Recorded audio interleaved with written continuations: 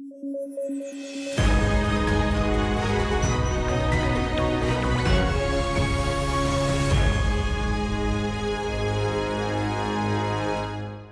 News at 9 programme में आपका स्वागत है। मैं हूं अमृत उपाध्याय। आइए जल्दी से देखें आज की हेडलाइंस।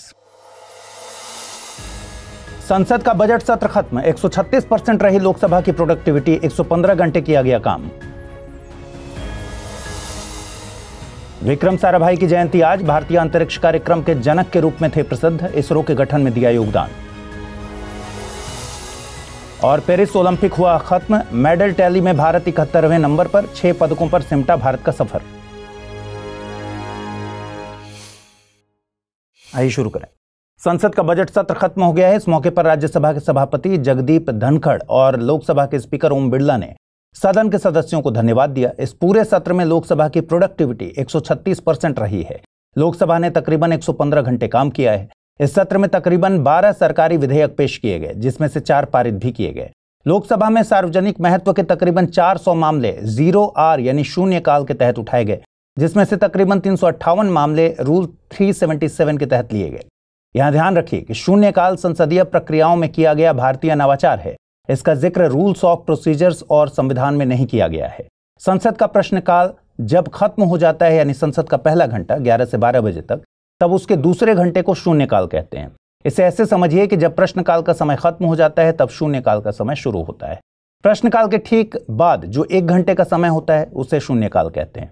शून्यकाल में कोई भी सूचना नहीं देनी होती, इसलिए यह समय इनफॉर्मल तरीके से इस्तेमाल किया जाता है। देखिए, लोकसभा नाम से ही जाहिर है, जनता की सभा, लोक की सभा। यह जनता द्वारा प्रत्यक्ष तौर पर चुने गए प्रतिनिधियों की सभा होती है। इसे लोकप्रिय सदन या फिर पॉपुलर चैम्बर के तौर पर भी जाना जाता है। दरअसल एडल्ट सफरेज के आधार पर चुने गए प्रतिनिधियों से बनी सभा के कारण लोगों में इसकी पहचान लोकप्रिय सदन के तौर पर हुई है। लोकसभा के सदस्यों की अधिकतम संख्या 552 तय की गई है। इसमें 530 सदस्य राज्यों से, वहीं 20 सदस्य संघ शासित प्रदेशों के होते हैं। इसके अलावा 104वें संविधान संशोधन अधिनियम 2019 के लागू होने से पहले तक 2 सदस्य एंग्लो इंडियन कम्युनिटी से भी चुने जाते थे। मतलब इस अधिनियम के जरिए अब एंग्लो इंडियन कम्युनिटी की रिजर्व सीट्स को खत्म कर दिया गया है। राज्यों के प्रतिनिधि विभिन्न निर्वाचन क्षेत्रों से लोगों द्वारा प्रत्यक्ष तौर पर चुने जाते हैं। वोट देने की एज को 61वें संविधान संशोधन अधिनियम 1988 के द्वारा 21 साल से 18 साल कर दिया गया था। वहीं संघ राज्य क्षेत्र के प्रतिनिधियों को चुनने के तरीके को निर्धारित करने का अधिकार संसद को दिया गया है। लोकसभा अधिकतम 5 सालों के लिए चुनी जाती है। हालांकि इसे 5 साल से पहले भी डिसॉल्व किया जा सकता है। इसके अलावा लोकसभा की अवधि इमरजेंसी यानी आपातकाल की स्थिति में एक बार में 1 साल तक बढ़ाई जा सकती है। लेकिन किसी भी स्थिति में आपातकाल खत्म होने के बाद 6 महीने की अवधि से ज्यादा इसे नहीं बढ़ाया जा सकता। लोकसभा के सत्र के लिए कोरम की संख्या सदन के सदस्यों का 1/10 होना चाहिए। यह बात भारतीय संविधान के अनुच्छेद 103 में कही गई है। वहीं लोकसभा का सदस्य बनने के लिए योग्यताएं संविधान के अनुच्छेद 84 में बताई गई हैं। इसके मुताबिक भारत का नागरिक और कम से कम आयु 25 साल होनी चाहिए। इसके अलावा संसद द्वारा बनाए गए कानून में दी गई कोई योग्यता भी लागू हो सकती है। 26 जुलाई 2024 से शुरू हुआ पेरिस ओलंपिक 2024 फाइनली 11 अगस्त को खत्म हो गया। ओलंपिक 2024 में भारत का सफर खास नहीं रहा। दरअसल इसे भारत की 140 करोड़ जनसंख्या के मुकाबले देखा जा रहा है। वहीं जिन 2 देशों के साथ भारत हर जगह कॉम्पीट करता है, वो पदक तालिका में पहले और दूसरे नंबर पर हैं। यूएसए पेरिस ओलंपिक की पदक तालिका में पहले नंबर पर है और चीन दूसरे नंबर पर। 6 पदकों के साथ भारत ने पदक तालिका में 71वें नंबर पर जगह बनाई। 6 पदकों में भारत को 1 सिल्वर और 5 ब्रॉन्ज हासिल हुए हैं। विनेश फोगाट वाला मैटर अभी भी court of arbitration for sports में है। अगर फैसला भारत के फेवर में रहा तो एक और पदक भारत की झोली में आ सकता है। भारत को मिले पदकों में हर पदक की एक कहानी है। ओवरऑल भारत का सबसे अच्छा प्रदर्शन रहा शूटिंग में। शूटिंग में भारत ने 3 ब्रॉन्ज मेडल हासिल किए हैं। भारत के लिए पहला मेडल शूटिंग में मनु भाकर ने जीता। ब्रॉन्ज मेडल जीतने के साथ ही वे पहली भारतीय महिला बन गई हैं जिन्होंने ओलंपिक की शूटिंग चैंपियनशिप में पदक जीता। मनु भाकर ने हमें सिखाया कि ओलंपिक में एक नहीं, एक साथ 2 पदक भी जीते जा सकते हैं। इस इतिहास को रचने के बाद उन्होंने एक और इतिहास रचा और उन्होंने 10 मीटर एयर पिस्टल मिक्स्ड प्रतियोगिता में सरबजोत सिंह के साथ भी ब्रॉन्ज मेडल जीता। हालांकि किस्मत साथ देती तो वे इस ओलंपिक में हैट्रिक भी लगा सकती थी। शूटिंग में ही स्वप्निल कुसाले ने 50 मीटर एयर राइफल 3 पोजीशन प्रतिस्पर्धा में कांस्य पदक जीता। इसके अलावा टोक्यो ओलंपिक में गोल्ड के विजेता नीरज चोपड़ा ने पेरिस ओलंपिक में सिल्वर मेडल अपने नाम किया। साथ ही भारतीय रेसलर अमन सहरावत ने मेंस फ्री स्टाइल 57 केजी भार वर्ग में कांस्य पदक जीता। इसके अलावा मेंस हॉकी में भी भारत ने कांस्य पदक अपने नाम किया।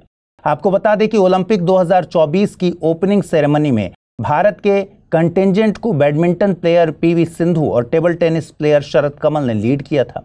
भारत की तरफ से 78 एथलीट्स और ऑफिशियल्स पेरिस ओलंपिक 2024 में शामिल हुए थे। क्लोजिंग सेरेमनी में भारत की तरफ से मनु भाकर और हॉकी प्लेयर पीआर श्रीजेश ने टॉर्च बियरर की भूमिका निभाई। 34वें ओलंपिक का आयोजन साल 2028 में होगा लॉस एंजल्स में। लॉस एंजल्स में तीसरी बार ओलंपिक का आयोजन किया जा रहा है।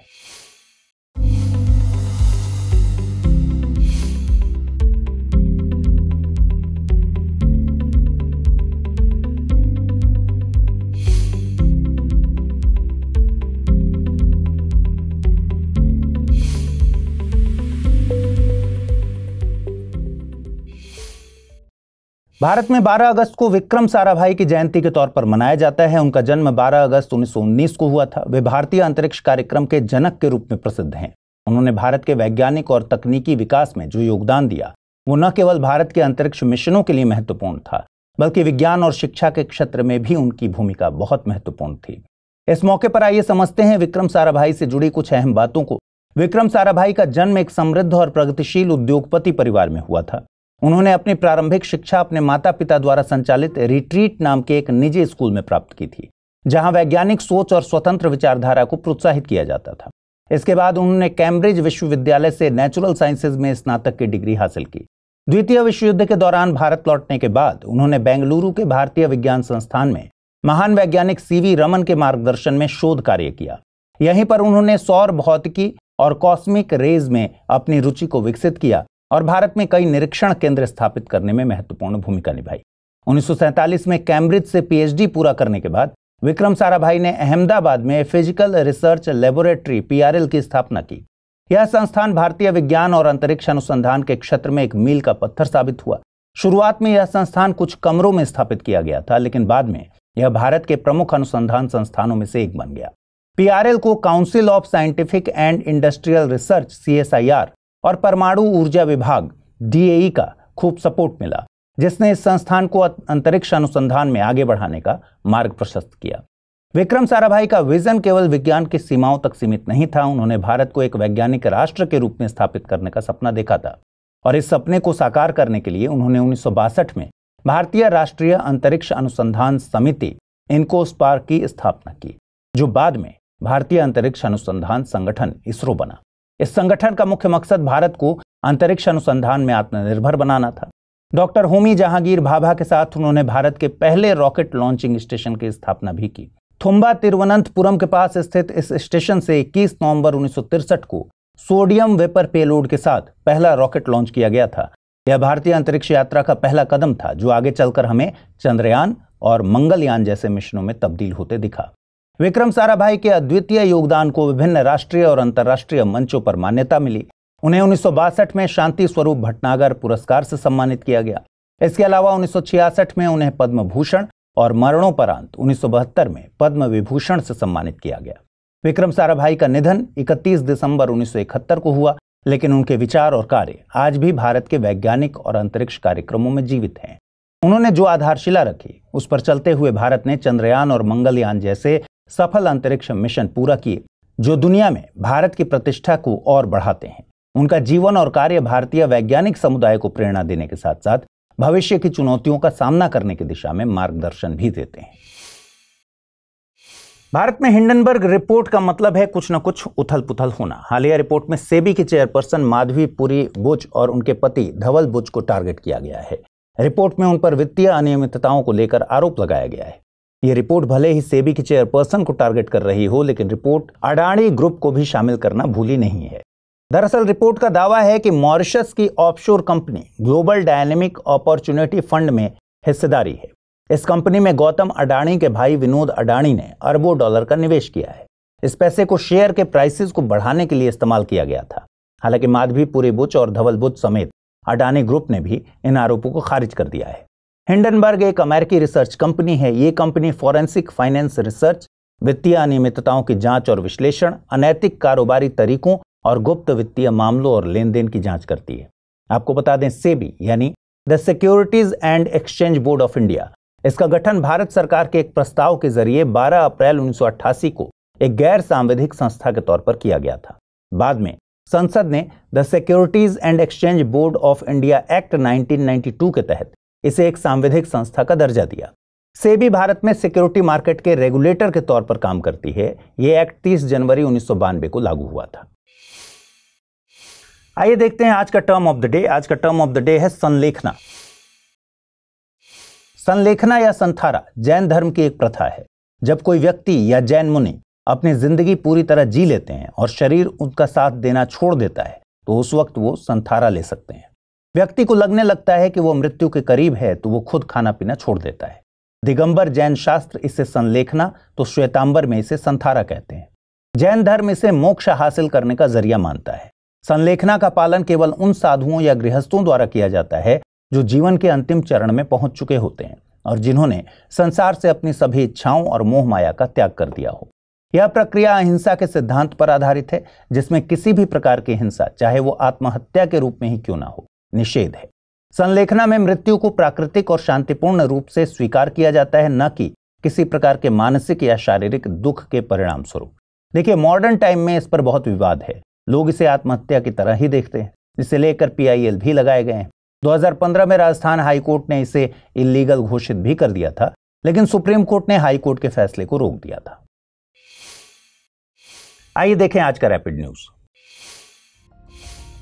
नीलकुरिंजी को आधिकारिक तौर पर वल्नरेबल प्रजाति घोषित किया गया। IUCN यानी अंतर्राष्ट्रीय प्रकृति संरक्षण संघ ने इसे वल्नरेबल प्रजातियों की रेड लिस्ट में शामिल किया है।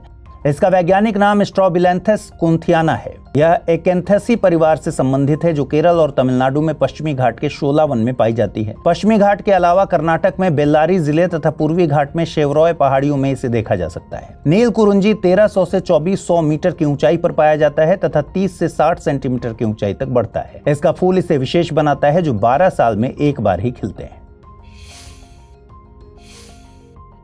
पेंच टाइगर रिजर्व ने बॉम्बे नेचुरल हिस्ट्री के साथ मिलकर गंभीर रूप से लुप्तप्राय लंबी चोंच वाले गिद्धों को उनके प्राकृतिक आवास में सफलतापूर्वक पुनः स्थापित किया। यह एक हल्के भूरे रंग और मध्यम आकार का गिद्ध है। इसके सिर और गर्दन पर सफेद पंख होते हैं। एक पीली चोंच और एक पीला कॉलर होता है, जो गर्दन के पीछे ज्यादा उभर कर आता है। अपेक्षाकृत लंबी चोंच के कारण इन्हें भारतीय लंबी चोंच वाले गिद्ध के नाम से भी जाना जाता है।